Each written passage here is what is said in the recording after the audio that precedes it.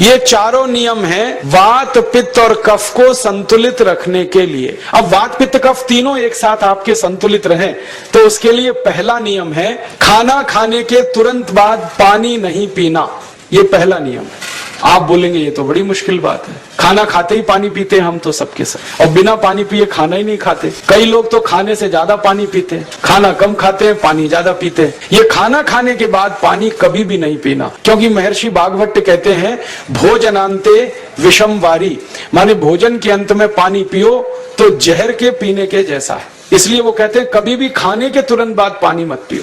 अब आप मुझे पूछोगे क्यों नहीं पिए, कारण बता दो। कारण मैं बताना चाहता हूं सरल भाषा में। हम जब खाना खाते हैं ना तो पेट में सारा खाना इकट्ठा होता है। पेट में एक स्थान होता है, उसको हम कहते हैं जठर। संस्कृत में, हिंदी में जठर कहते हैं, अंग्रेजी में उसको एपिगैस्ट्रियम कहते हैं, हिंदी में कुछ लोग उसको आमाशय भी कहते हैं। ये जठर छोटा सा स्थान है। आपके पेट में नाभि है ना, उसके लेफ्ट साइड में बाईं तरफ छोटा सा स्थान है। सारा खाना आपका इसी स्थान पर आता है। जो भी आप खाते हो, रोटी चावल दाल सब्जी दूध दही कुछ भी खाओ, सब कुछ जठर में आता है। अब जठर में जैसे ही खाना इकट्ठा होता है तो उसमें आग जलती, और उस आग को कहते हैं जठर अग्नि, मिला के बोल देते हैं जठराग्नि। आप जैसे ही खाना खाते हो पेट में जठर में अग्नि जलती है, वो अग्नि खाने को पचाती है, और अग्नि खाने को ऐसे ही पचाती है जैसे रसोई घर की अग्नि खाने को पकाती है। आपके रसोई घर में आप अग्नि जलाओ, उसके ऊपर दूध रख दो, दूध में थोड़ा चावल डाल दो, अग्नि जब तक जलती रहेगी खीर तब तक बनती रहेगी। आप घर में अग्नि जलाओ,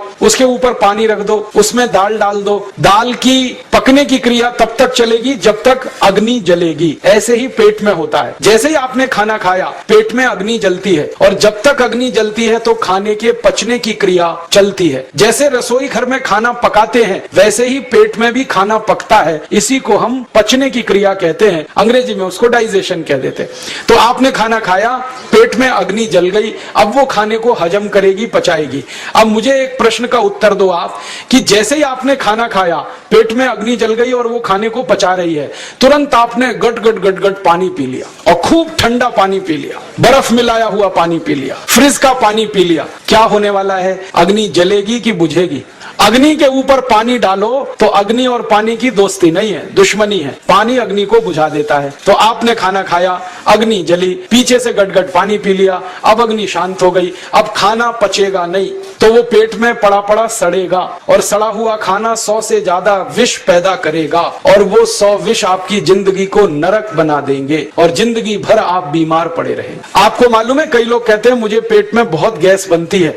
ये गैस उन्हीं को बनती है जिनका खाना हजम नहीं होता। कोई लोग कहते हैं कि मुझे पेट में जलन होती है, ये जलन उन्हीं को होती है जिनका खाना पचता नहीं। कोई कहते हैं कि मेरे पेट में एकदम गुम हो जाता है, फूल जाता है। ये सब वो लक्षण हैं जब खाना पचता नहीं। तो खाना पचेगा नहीं तो सड़ेगा, सड़ेगा तो विष पैदा करेगा, और वो विष आपको बीमार करेंगे। इसलिए महर्षि भागवत ने कहा खाना खाते ही पानी मत पियो। समझ में आया? फिर आप बोलोगे कितनी देर तक नहीं पिए? कम से कम 1 घंटे तक, 1 घंटे बाद पानी पियो। आप बोलोगे जी 1 घंटा क्यों? ये जो अग्नि जलने की क्रिया है ये लगभग 1 घंटे तक ही चलती है पेट में, उसके बाद अग्नि अपने आप शांत हो जाती है, उसके बाद पानी पी लो। तो खाना अगर 10 बजे खाया तो 11 बजे पानी पियो, 11 बजे खाया तो 12 बजे पियो, 12 बजे खाया तो 1 बजे पियो, 1 घंटे बाद पानी पियो। अब आपके मन में ये सवाल आ सकता है कि खाना खाने के पहले पी लें क्या? हाँ पी लो, 40 मिनट पहले पेट भर के पानी पी लो। 10 बजे खाना खाना है, 9:20 पे खूब पानी पी लो, जितना पी सकते। 11 बजे खाना खाना है, 10:20 पे पी लो, खूब पानी पी लो, 40 मिनट पहले। आप और एक सवाल पूछ सकते हो कि अच्छा ठीक है, खाने के बाद पानी तो नहीं पिएंगे, कुछ और पी सकते हैं क्या पानी को छोड़कर? तो उसके लिए भागवत जी कहते हैं कि खाने के तुरंत बाद अगर पीना है तो दही की लस्सी पियो, मट्ठा। खाने के बाद अगर तुरंत पीना है तो फलों का रस पियो, गन्ने का रस पी लो, संतरे का रस पी लो, मौसमी का रस पी लो, अनार का रस पी लो। अब आप कहोगे ये सब महंगी महंगी चीजें बता रहे हैं, गन्ने का रस, संतरे का रस, अनार का रस, पैसे तो है नहीं। तो सबसे सस्ता रस है नींबू का ही रस पी लो। शिकंजी बना के पी लो, वो तो सबसे सस्ता है। तो खाना खाने के बाद या तो दही की लस्सी पियो या रस पियो, और एक तीसरी चीज है दूध पी सकते हैं। तो खाने के तुरंत बाद पीना है तो दही की लस्सी या मट्ठा, खाने के तुरंत बाद पीना है तो कोई फल का रस, खाने के तुरंत बाद पीना है तो दूध। पानी 1 घंटे बाद पियो। और अगर एक बात ध्यान रखो तो अच्छा है कि सवेरे खाना खाते हैं जिसको हम ब्रेकफास्ट कहते हैं, नाश्ता, तो फलों का रस पीना अच्छा, दोपहर को खाना खाएं तो लस्सी और मट्ठा पीना अच्छा, और रात का खाना खाएं तो दूध पीना अच्छा। जो लोग इस नियम का पालन कर सकते हैं जिंदगी में कभी भी 80 रोग उनको नहीं हो सकते। वात पित्त कफ तीनों ही इस एक छोटे से नियम से संतुलित रहते हैं। तो ये पहला नियम मैंने आपसे कहा। दूसरा नियम एक और है, और वो नियम ये है कि पानी कभी भी पियो, घूट घूट भर के पियो। जैसे गरम चाय पीते हैं, गरम कॉफी पीते हैं, गरम दूध पीते हैं, एक एक घूट भर के, एक एक सिप करके, ऐसे ही पानी पीने की आदत डालो। ये मुंह में एक बार गिलास लगा लिया, गटागट उसको खाली कर दिया, ये तरीका गड़बड़ है। 1 घूट पानी, 2 घूट पानी एक बार में उतना ही पियो। आप बोलोगे ये क्या चक्कर है? बात ऐसी है कि एक एक घूट पानी जब हम पीते हैं तो मुंह की लार पानी के साथ मिलकर पेट में अंदर जाती है, और ये जो मुंह की लार होती है ये क्षारीय होती है और पेट में हमेशा अम्ल बनता रहता है। तो 1 घूट पानी पिया, मुंह की लार इसके साथ अंदर गई, 2 घूट पिया और ज्यादा गई, बार बार लार अंदर जाएगी तो क्षार पदार्थ पेट के अम्ल के साथ मिलेगा। पेट में अम्ल बनता है, मुंह में लार क्षारीय होती है, तो ये क्षार को अम्ल में मिला दिया जाए और ये अच्छे तरीके से मिलकर पेट में जाए तो कभी भी कोई व्यक्ति के पेट को अम्लता नहीं होती, एसिडिटी नहीं होती, और पेट में अम्लता नहीं होती तो रक्त में अम्लता नहीं होती, और जिनके रक्त में अम्लता नहीं होती उनकी जिंदगी में कभी भी वात पित्त कफ के असंतुलन की स्थिति पैदा नहीं होती। इसलिए पानी घूट घूट करके पीना। मैं आपको एक छोटा सा मेरा ऑब्जर्वेशन बताता हूँ, परीक्षण। आप भारत देश में या दुनिया में कहीं भी जाओ, मनुष्य को छोड़कर पशु पक्षियों को देखना शुरू करो, वो पानी कैसे पीते हैं। किसी चिड़िया को पानी पीते हुए देखो, किसी पक्षी को पानी पीते हुए देखो, वो चोंच के 1 बूंद के बराबर ही पानी उठाता है। एक बार में 1 बूंद पानी लेगा, फिर थोड़ी देर चोंच चलाएगा, फिर पिएगा, फिर दूसरी बूंद लेगा, फिर चोंच चलाएगा, फिर पिएगा, फिर तीसरी बूंद। एक एक बूंद पक्षी पानी पीता है। कुत्ते को पानी पीते हुए देखो, चाट चाट के पानी पीता है। शेर को पानी पीते हुए देखो, चाट चाट के पानी पीता है। जितने जानवर चाट कर पानी पीते हैं, जितने पक्षी एक एक घूंट पानी पीते हैं, किसी भी पक्षी और किसी भी जानवर को डायबिटीज नहीं है, किसी को अर्थराइटिस नहीं है, कोई पक्षी ओवरवेट नहीं है, कोई पशु ओवरवेट नहीं है, वो सब स्लिम और ट्रिम हैं, क्योंकि वो इतने होशियार हैं, पानी चाट के पीते हैं या घूट घूट करके पीते। अब मुझे ये हैरानी होती है कि ये पशु पक्षियों को कौन सिखाता है? वो अपने जन्म से ये ज्ञान सीख के आते, उनका कोई गुरु नहीं है, उनका कोई विद्यालय नहीं है, उनके कोई प्रशिक्षण शिविर नहीं लगते, फिर भी उनको इतनी अकल है कि पानी घूट घूट पीना। और हम ये मनुष्य जिनके इतने गुरु, इतने विद्यालय, इतने कॉलेज, सीखने वाले, सिखाने वाले, और हम मूर्खों के मूर्ख घटाघट पानी पीते रहते। तो पानी पीने का तरीका बदल दो, घूट घूट भर के पानी पियो। ये दूसरा नियम है। तीसरा नियम है कि जिंदगी में कितनी भी प्यास लगे, ठंडा पानी कभी मत पियो। बर्फ डाला हुआ पानी, फ्रिज में रखा हुआ पानी, वाटर कूलर का पानी जिसका तापमान बहुत कम है, ये कभी मत पीना। क्यों?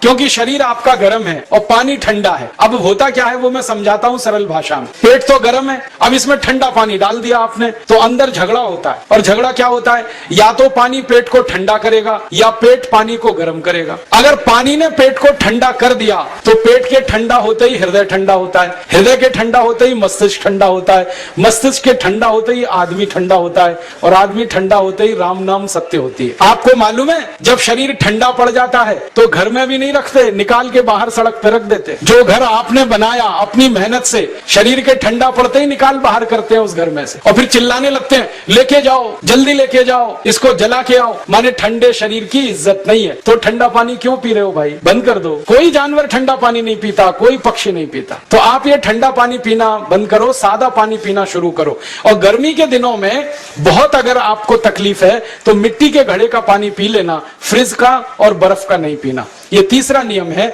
और चौथा और आखिरी नियम है कि आप सवेरे ही सवेरे जब सोकर उठते हो तो सबसे पहले पानी पियो। जैसे ही आपकी आंख खुल गई तो पहले 2-3 गिलास पानी पी लो, उसके बाद आप टॉयलेट में जाओ। उठते ही पानी पियोगे तो 2 फायदे हैं। पहला फायदा यह है कि पानी पेट में जाकर बड़ी आंत को साफ करता है, और जैसे ही बड़ी आंत की सफाई होगी पेट पे दबाव पड़ेगा और आप संडास घर में जाएंगे, 2-3 मिनट में पेट आपका साफ हो जाएगा। जिनका पेट सुबह एक बार में साफ हो जाता है उनकी जिंदगी में कभी रोग नहीं आता। होता, इसलिए सुबह सुबह उठते ही पेट साफ होना जरूरी है। और उठते ही पानी पियोगे तो मुंह की जो लार है वो पानी के साथ मिलकर अंदर जाएगी। सुबह पेट में एसिड की मात्रा ज्यादा होती है, इसलिए लार का पेट में जाना बहुत जरूरी है, इसलिए सुबह उठते ही पानी पीना बहुत जरूरी है। ये 4 नियम है आयुर्वेद के। पहला नियम, खाना खाने के 1 घंटे बाद पानी पीना। दूसरा नियम, पानी को हमेशा घूट घूट भर के पीना। तीसरा नियम, कभी भी जिंदगी में ठंडा पानी नहीं पीना। और चौथा और आखिरी नियम, सवेरे उठते ही सबसे पहले पानी पीना। 4 नियमों का पालन जो भी अपने जीवन में कर सकता है वो वात पित्त कफ तीनों को संतुलित रख सकता है। और जिसका वात पित्त कफ संतुलित है उसके जीवन में बीमारी नहीं आती है। और जो बीमार नहीं पड़ते हैं वो स्वस्थ और तंदुरुस्त और सुखी रहते हैं। उनकी जिंदगी का खर्चा कम होता है और देश का भी बहुत सारा पैसा बचता है। आपको शायद मालूम है या नहीं, 1 साल में हम जब बीमार पड़ जाते हैं भारतवासी तो साल का करीब 6 लाख करोड़ रुपया हमारा खर्च हो जाता है उन बीमारियों का इलाज करने। इसलिए इतना पैसा फालतू में हम खर्च करें हर साल 6 लाख करोड़, ये बहुत बड़ी रकम है। इससे बेहतर ये है कि हम बीमार ही नहीं पड़ें और स्वस्थ रहें, सुखी रहें। और ये 6 लाख करोड़ का जो खर्चा हम करते हैं बीमार पड़ने पर, अक्सर ये एलोपैथी की दवाएं खाने में खर्च होता है। और जो एलोपैथी की दवाएं हम खा रहे हैं जैसे paracetamol, Baralgan, Butazone, oxyphenbutazone, aspirin, Disprin, Novalgin, ये सब ऐसी खराब दवाएं हैं जो दुनिया के देशों में 20 साल पहले बंद हो चुकी हैं, भारत में धड़ल्ले से बिक रही हैं और हमको बीमारियों से ज्यादा गंभीर बीमारियों में फंसा रही। ज्यादातर दवाएं जो आप खाते हो वो किडनी खराब कर देती हैं, लीवर खराब कर देती हैं, आंतों में घाव कर देती हैं, विकलांगता आ जाती है, पैरालिसिस हो जाता है, ब्रेन हेमरेज हो जाता है, हार्ट अटैक आ जाता है। दुनिया में लगभग इस समय 84,000 दवाएं बिकती हैं और आपको सुनकर हैरानी होगी उनमें से मात्र 117 दवाएं हैं जो काम की हैं, बाकी सब बेकार की दवाएं हैं। उन बेकार की दवाओं को खाकर हम 6 लाख करोड़ खर्च करते हैं। ये बहुत दुख और अफसोस की बात है। और ये 6 लाख करोड़ का खर्चा समाज के वो लोग करते हैं जिनको जिंदगी में हर समय अपना आर्थिक स्थिति को देख के चलना पड़ता है, जिनकी आमदनी बहुत नहीं है, जिनके घर में आमदनी के बहुत ज्यादा साधन नहीं है, उनको ये पैसा खर्च करना पड़ता है। तो कई बार क्या होता है, किसी का घर बिक जाता है, किसी का खेत बिक जाता है, किसी के घर के गहने गिरवी रख जाते हैं, किसी को कर्ज लेना पड़ जाता है, किसी को कर्ज लेकर दोबारा कर्ज लेना पड़ जाता है।